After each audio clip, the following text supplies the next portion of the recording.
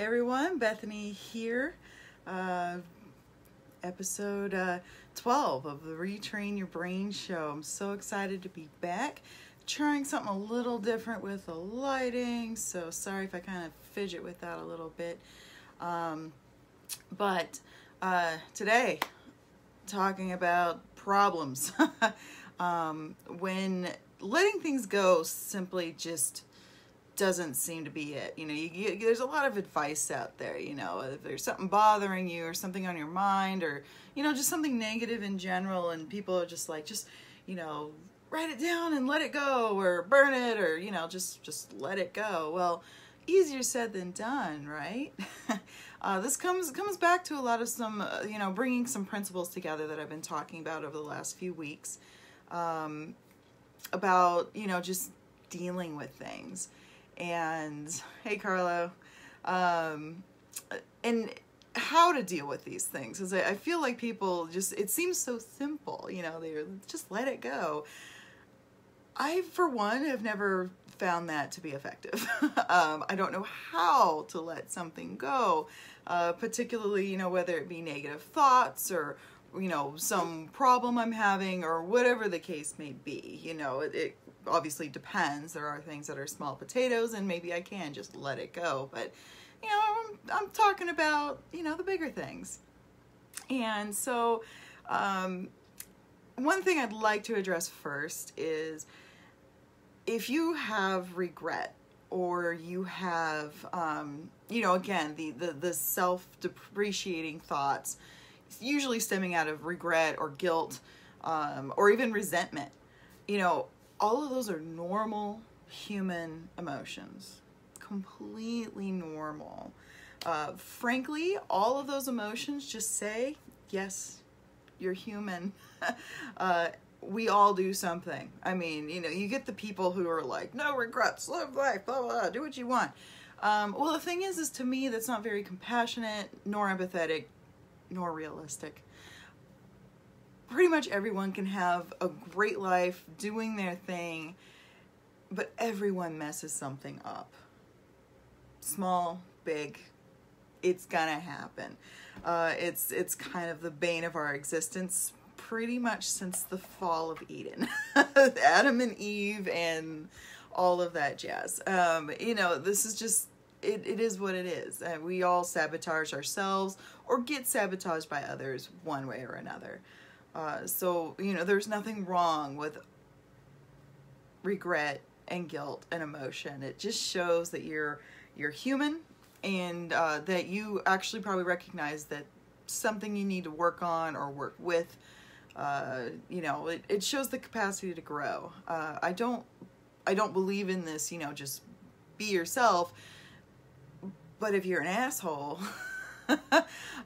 or, you're constantly getting feedback from others of something that could be, really hurting your relationships, you need to think about working on it.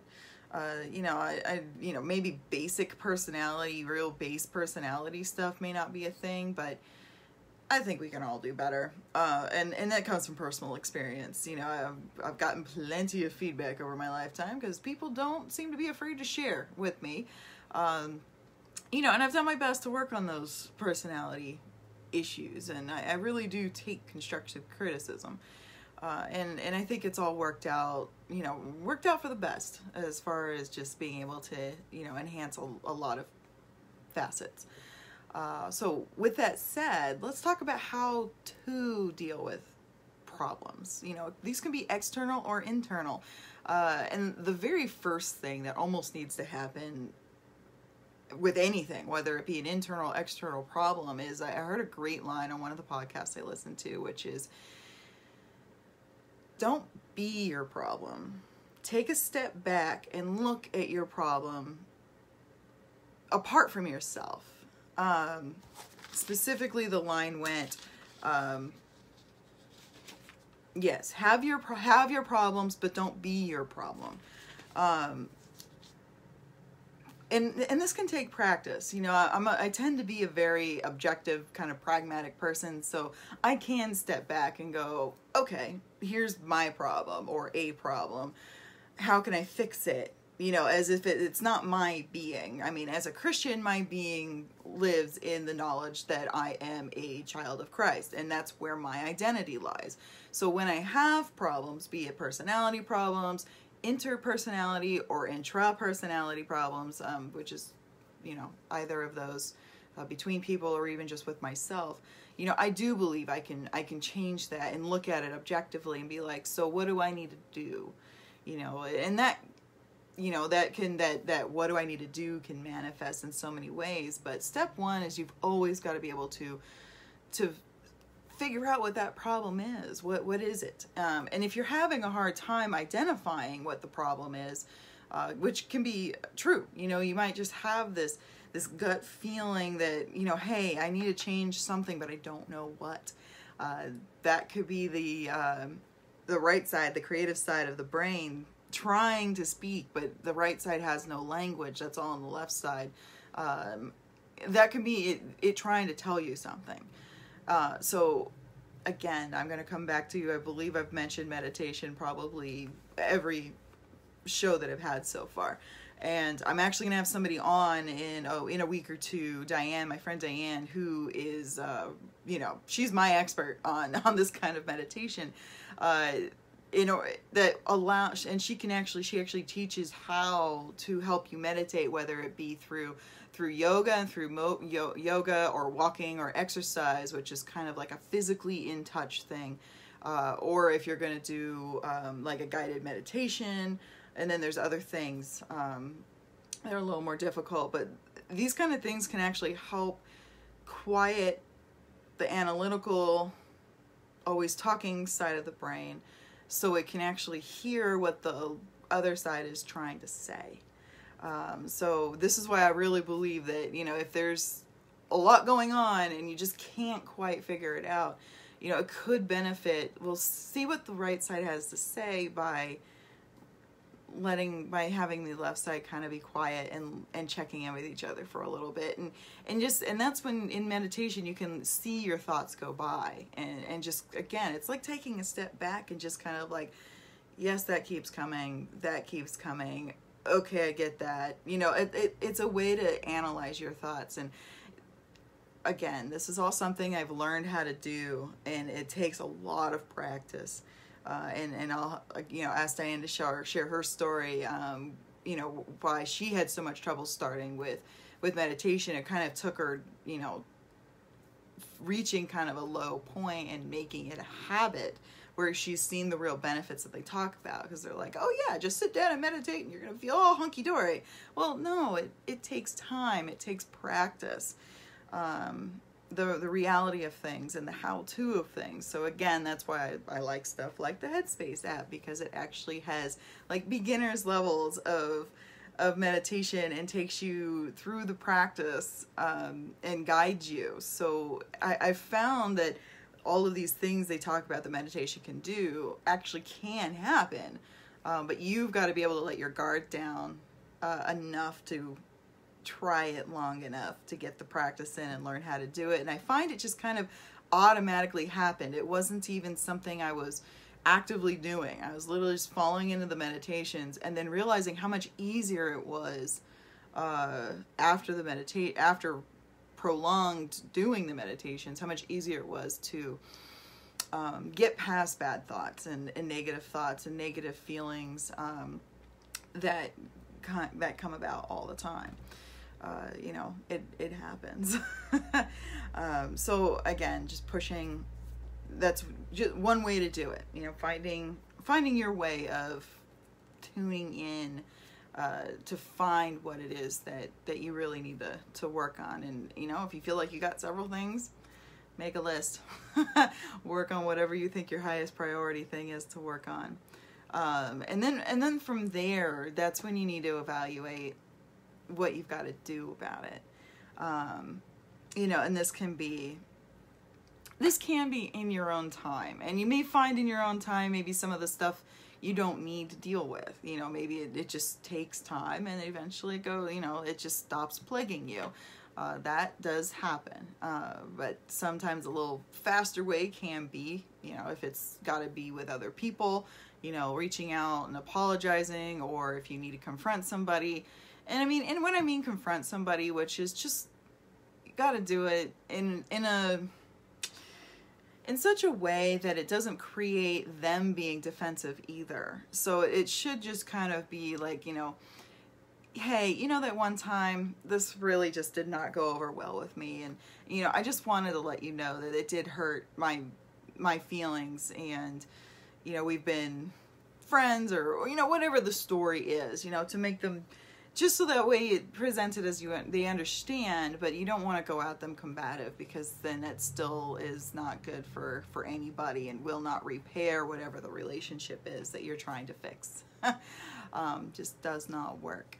So, you know, and if you're trying to apologize, again, just being humble, and this can take time. If you're really angry at somebody and you know if you talk to them you're going to lash out, then maybe now it's not the time to do it.